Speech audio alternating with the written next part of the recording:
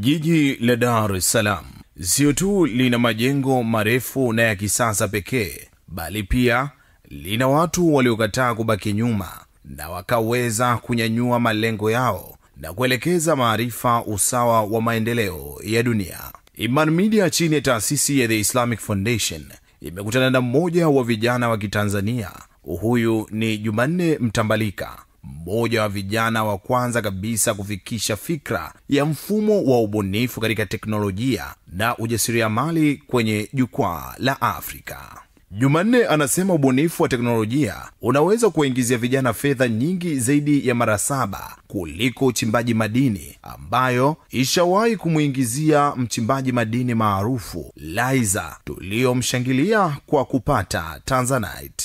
Sasa ni kujuze tu, ukiona unatuma pesa na kumfikia mtu kwa sekunde, ujue kazi hiyo imefanywa na kizazi cha elimu ya kina. Jumanne. Kwa majina naitwa Jumanne Mtambalike, ni mkurugenzi mtendaji wa kampuni ya Sahara Ventures. Kampuni ya Sahara Ventures ni kampuni ambayo inajihusisha na masuala ya ubunifu, teknolojia na ujasiriamali, sana sana kwa ajili ya kubadilisha maisha ya watu. Na group kubwa na target ni group la vijana ambao wanatumia ubunifu, teknolojia pamoja na ujasiriamali kwa ajili ya kujiongezea kipato, lakini kutatua changamoto mbalimbali za kijamii. Jumanne Mtambalika anasema alianza kupambana zaidi ya miaka 10 iliyopita kutafuta ushauri na mtaji, na kama kawaida ya kazi yoyote haikosi ugumu, hivyo alikutana na vikwazo vingi vya kukatisha tamaa, lakini yeye alijua alichokuwa nacho ni bidhaa adimu isiyojulikana na kwamba mwisho wake bidhaa hiyo itamlipa. Wengi wetu tumezoea kuoneshwa bidhaa kisha ndiyo tuilipie, au tuburudishwe kwanza kisha tutalipa pale ambapo tutapopenda burudani hiyo. Lakini hivyo haikuwa kwa Jumanne. Yeye hii aliitumia kama fursa. Jumanne alipogundua kuwa kuna changamoto ya uelewa nchini, akaanzisha kampuni za kuwasaidia vijana kwenye ubunifu, zaidi ya vijana 20,000 na kupata mtaji wa zaidi ya dola za Kimarekani milioni 10. Mafanikio haya ni makubwa sana kwa kuwa fikra zake zimekubalika mpaka vyuo vikuu na taasisi za serikali na kufanywa kazi hata na Wizara ya Elimu. Pamoja na mafanikio yote haya, alipoulizwa nini kimempa mafanikio hayo, Jumanne alieleza. Kwanza tunamshukuru Mungu. Tunamshukuru Mungu kwa sababu watu wengi wanafanya kazi, sio kwamba watu wengine wafanye kazi.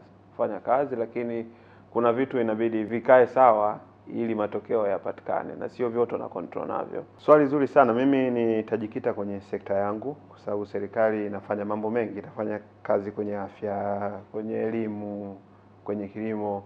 Sekta yetu sisi ya masuala ya ubunifu, teknolojia na ujasiriamali, kuna wizara mama ambazo ndo zinahusika kwenye masuala ya ubunifu na teknolojia. Ni Wizara ya Elimu.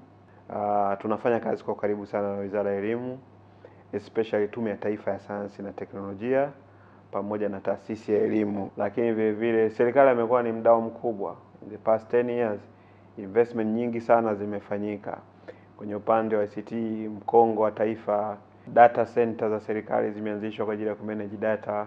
Ni kujuze tu, vijana hawa wanaendelea kupambana ili wapatikane watu wengi zaidi ili kutatua mahitaji yetu, sio tu kwenye usafiri, bali huduma za fedha na hata kwenye kilimo na kwenda zaidi ya hapo. Pamoja na ndoto za kuweza kufika malengo makubwa, Mtambalika bado anakumbuka kuwa kuna maisha mengine baada ya haya. Maisha duniani kwanza tunapita tu. Mara nyingi sifikiriage muda huo. Mara nyingi nafikiriaga sasa hivi nafanya nini ambacho kikifika muda ule sitosikitika. Nimeisaidia jamii yangu, nimetransform familia yangu, nimewamove watu wangu kutoka sehemu moja kwenda sehemu nyingine. Basi mimi nimekuachia wewe Mungu sasa uamue hukumu yako ni nini kwangu. Hii ni TV Iman Tanzania. Elimu bila mipaka.